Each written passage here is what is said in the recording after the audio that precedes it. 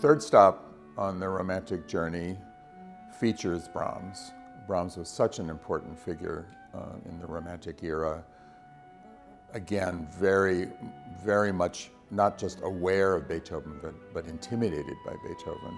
Wrote something like 23 string quartets and discarded 20 of them. Of all of the genius, great composers, Brahms was the most intimidated by Beethoven because he was expected to be the next Beethoven, and that's a lot to deal with, that kind of responsibility. On this program, we start with these wonderful Brahms waltzes for piano four hands, and the two young artist pianists, Andrew Cannestra and Zhong are going to play those, and they're almost like little vignettes, not really typical of Brahms. They're very lighthearted. He even said that they're just, dessert pieces or something, but they're wonderful. They're so beautiful.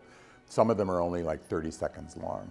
So they're doing this Opus 39, the waltzes. And after that, Sara Couden, mezzo-soprano, is going to sing some songs of Brahms, also of Robert Schumann and Clara Schumann, and a song by Strauss. It's usually done with soprano and violin, but we're arranging it for mezzo and viola.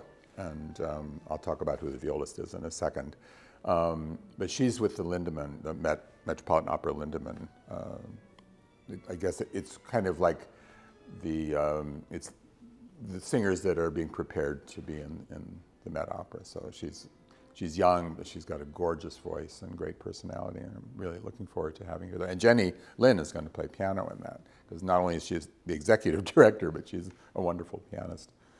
The violist in that Strauss piece, called Morgan, it's a song called Morgan, is Lawrence Dutton. Larry Dutton was, the violist in the Emerson Quartet, so there's a reunion of half of the Emerson Quartet in that piece.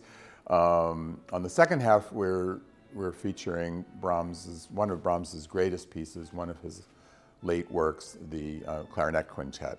He never wrote a late string quartet, again, kind of avoiding the comparison to Beethoven. I've always thought of this piece as being Brahms's version of the late Beethoven. It's toward the end of his life. He's looking back at his life rather than forwards, and it has that nostalgic quality. David Shifrin is joining us as the clarinetist, old friend.